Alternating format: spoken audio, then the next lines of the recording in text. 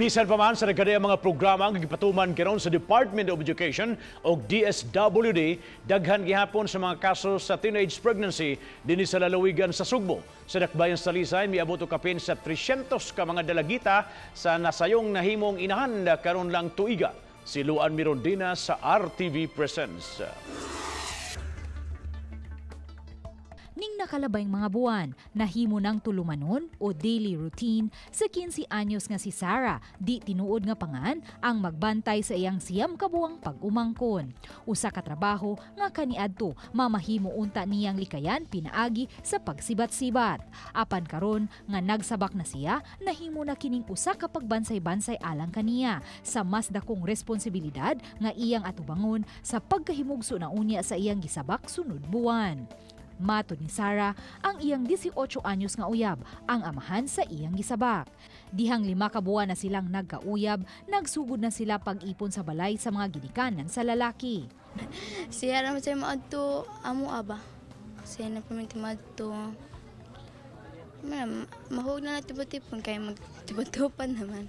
Giangko ni Sarah nga wa siya makasabot sa iyang gibati, dihang nasayra niyang nagsabak siya sa edad nga 15 anyos. Kulba, pero wako ka nahon na nga inga na kanang sayop ba nga pakuha na. Wako na anak, ako na lang gidawat kay balang kuan ko ba nga lisod kayo. Ano po kay kabuhi, pero ako lang gidawat. Emosyonal nga gisaysay sa batang inahan nga wala siya'y mahimo, kundi ang pag-atubang na lang sa responsibilidad nga mag-inusara human mabilanggo ang iyang uyab tungod sa pagpayuhot og gidiling drogas. Ang ako lang karang ng mga anak na ko sunod tuig, ningkamot ko nga mag-eskwela ko balik ba. Kaya naman sa dakong inahan yung tabang na ko, maka-eskwela ko balik. Ginahan ko ba kayo bisag malampos lang ko baka pana sa ko'y kabuhi niya makakuan sad siya pohon. Ang inahan ni Sarah mibutyag nga wa siya magkuwang sa pagpahimangno sa iyang anak. Si Sarah ang kamanghuran sa upat niya ka mga anak. Nagulgay ko anak ma'am pero man ko'y mahimo kay anak lagi. Di bisa pwede sa likoy na ako ba. Kay maluwi di ako. Ako lang tudlo niya nga nanipagan ng paskilaan din ako. Okay. Gusto ba ako magatapos siya. Si Sarah, usa lang sa 365 ka mga teenage mothers nga natala sa City Health Office sa Dakbayan sa Talisay gikan Enero hangtod Hulyo karong tuiga. Matod ni Luella Vistil, youth focal sa DSWD Talisay, nga miburot ang kaso sa teenage pregnancy sa Dakbayan niadtong 2017. Labing daghang kaso sa 8 ka mga barangay nga nasakop sa City Health Unit 3 nga miabot sa 185% ang pagsaka. Gikan sa 82 ka mga kaso sa 2016, miabot sa 234 ang mga kaso sa teenage pregnancy sa naasoing barangay sa tuig 2017. Kinuon na panglantawang ni menos kini karong tuiga nga mitala og 97 ka mga kaso sa unang 7 ka buwan. Ni menos usab ang mga kaso sa teenage pregnancy sa ubang mga barangay nga nasakop sa City Health Unit 1 ug City Health Unit 2 sa unang 7 ka buwan karong tuiga. Apan mas taas gihapon kini kung itandi sa mga natala nga kaso sa 2016. Ang naasoy mga barangay ang mga thickly populated o labing daghang mga mulupyo.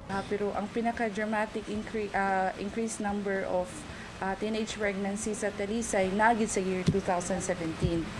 And for the 2018, actually it decreased on number. 17 gid siya ang nagkasaka gyud ang atong teenage pregnancy sa tanang areas. Sa tanang areas. Dugang ni Vistil, posibleng nakaapekto usab sa pagdaghan sa mga kaso sa teenage pregnancy ang exposure sa kabataan sa internet, diin mamahimong ma-access ang mga malaway nga sites.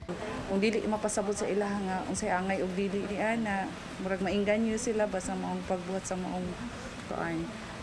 And then usap pud sa factor as I mentioned earlier katong relationship with the parents and the kuan kay kung atong tan-awon ng mga ginikanan karon dili magitanan into social media Kinahanglan gid usa sa mong advokasya nga kinahanglan mo kick-in sa imong batan-on nga imo sa siya ibarkada kay the more sila in sa mga date kay sila mo cling kayo too much with friends nga ilahang pa the more sila naa sa ginikanan. Subay ni ini, gihingusgan sa DSWD ang mga programa sa paglakip sa mga teenagers sa nagkalain-laing mga kalihukan aron mahilayo sila sa malaway nga buhat ug mahigmata sa dakong risgo sa teenage pregnancy. Base sa pagtuon, taas ang kaso sa infant mortality ilabi na niadto mga nagsabak nga wala pa nagtungtong sa edad nga 15 anyos ug wa na paubos sa prenatal care ang batanong inahan samtang nagsabak pa. Dili ikalimod nga dako og matampo ang mga ginikanan sa pagmatuto ug paggiya sa ilang mga anak sa insakto nga dan. Gani base sa mga pagtuon, menos ang kahigayunan nga mahisalaag ang mga bata kung sila nagpuyo sa usa ka mapinanggaong pamilya. Ako si Luan Merondina ug kini ang akong short dokyo.